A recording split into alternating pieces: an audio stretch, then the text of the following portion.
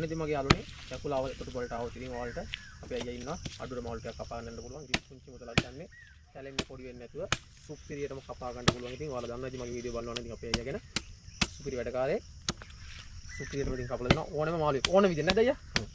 ඕන විදිහට. ඔන්න ඉතින් අත ඉස්පි ඇවිල්ලා තියෙනවා. කපන්න ඉතින් සයිස් බඩු. ඔය හරි.